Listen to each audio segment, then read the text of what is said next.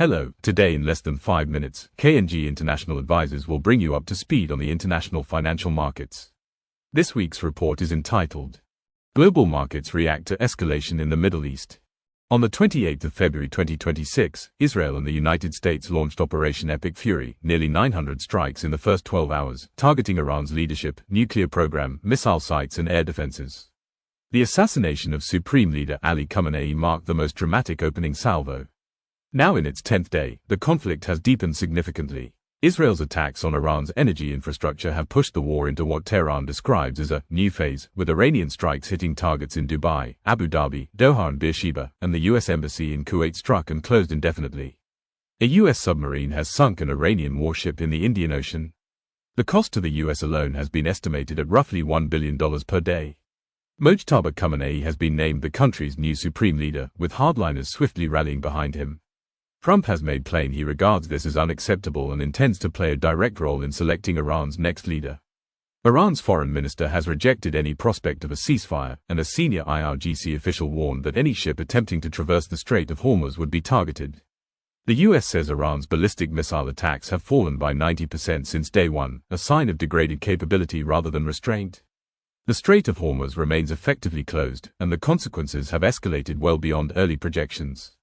Global oil prices have crossed $100 per barrel for the first time since Russia's 2022 invasion of Ukraine, with U.S. futures surging as high as $113 and Brent hitting $114 at the session peak. The U.S. national average petrol price reached $3.41 per gallon by the weekend, up 43 cents in a single week. Qatar's Minister of Energy has warned that all regional producers could soon be forced to declare force majeure, with prices potentially reaching $150 a barrel. The G7 finance ministers are set to discuss a coordinated release of strategic reserves, aligned with the International Energy Agency. Trump has so far resisted tapping the Strategic Petroleum Reserve, posting that short-term oil prices are a very small price to pay for security. Financial markets have moved from cautious to alarmed.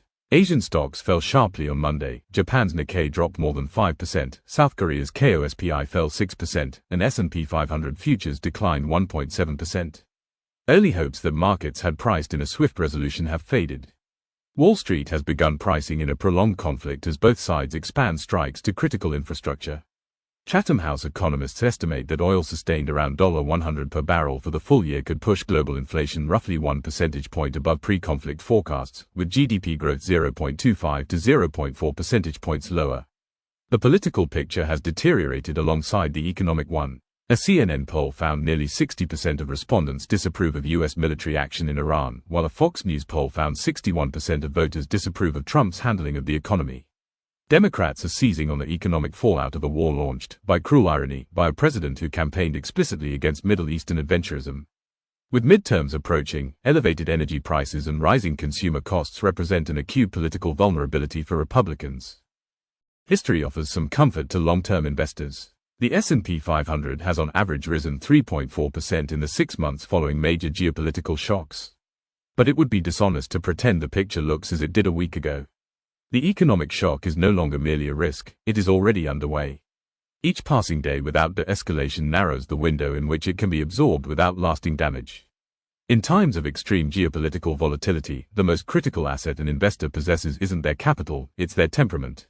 While the headlines suggest a world in flux, history shows that panic selling during conflict often locks in losses just as the market begins its eventual recovery.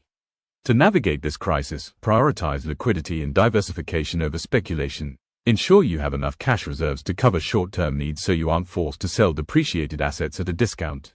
If your risk tolerance allows, look for high-quality companies with strong balance sheets that have been unfairly dragged down by broader market fear, but avoid revolving door trades in volatile commodities like oil unless you have a high threshold for risk.